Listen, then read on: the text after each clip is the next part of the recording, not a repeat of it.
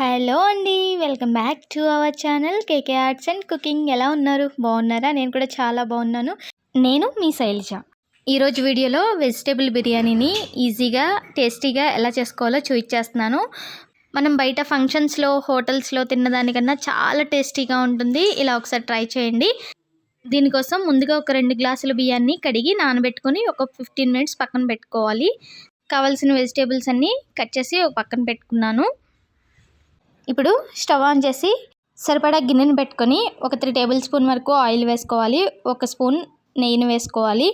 దానిలో హోల్ గరం మసాలా వేసుకున్నాను. యాలకులు, లవంగాలు, చెక్క, బిర్యానీ ఆకు, స్టార్ ఫ్లవర్, షాజీరా వేసుకున్నాను. దానిలోనే 4 జీడిపప్పులు వేసుకుని గోల్డెన్ కలర్ వచ్చేంత వరకు వేయించుకోవాలి.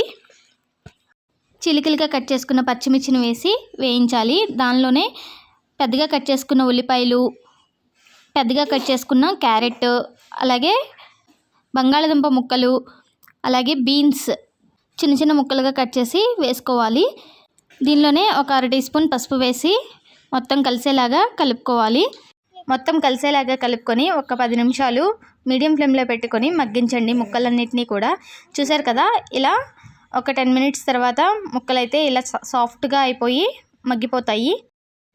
ఇప్పుడు శుభ్రంగా కడిగిన పచ్చి బఠానీని వేసుకొని ఒకసారి కలుపుకోవాలి.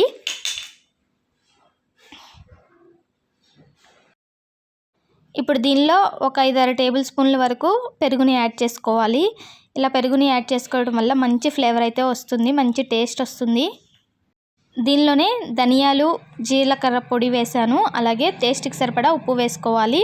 స్పైసీకి తగ్గట్టు కారం వేసుకోవాలి. గ్రీన్ చిల్లీ కారాన్ని చూసుకొని వేసుకోండి. అలాగే 1 టేబుల్ స్పూన్ అల్లం వెల్లుల్లి పేస్ట్, కొద్దిగా గరం మసాలా వేసుకొని ముక్కలన్నిటికీ బాగా పట్టించి ఒక 2 నిమిషాలు మూత పెట్టి మగ్గించండి. చూసారు కదా, ఇలా చక్కగా ముక్కలన్నీ మగ్గిపోతాయి. ఇప్పుడు మనం తీసుకున్న 2 గ్లాసుల బియ్యానికి 3.5 గ్లాసుల వాటర్ అయితే పోస్తున్నాను. చాలా చక్కగా కుక్ అవుతుంది, పొడి పొడిలాడుతూ వస్తుందండి.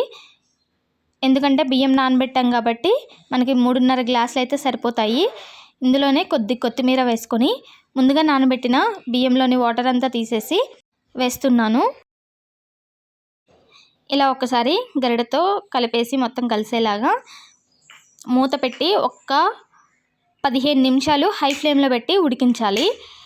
చూసారు కదా, ఇలా ఉడికిన తర్వాత కొద్దిగా చెమ్ము ఉంటుంది. ఆ చెమ్ము ఉన్న టైంలో మనం ఫ్లేమ్ని సిమ్లో పెట్టేసుకొని ఒక 10 నిమిషాలు మగ్గించుకోవాలి.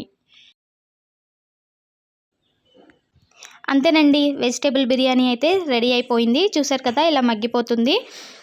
ఇలా వేడిగా ఉన్నప్పుడు ఒక 10 నిమిషాలు స్టవ్ ఆఫ్ చేసేసి పక్కన పెట్టేసి వదిలేయండి. అలా అప్పుడు చక్కగా పొడి పొడిలాడుతూ ఈ విధంగా అయితే రెడీ అయిపోతుంది వెజిటేబుల్ బిర్యానీ. కొంచెం కొత్తిమీరని స్ప్రింకిల్ చేసేసుకుంటే మనకి టేస్టీ వెజిటేబుల్ బిర్యానీ అయితే రెడీ అయిపోయినట్టే.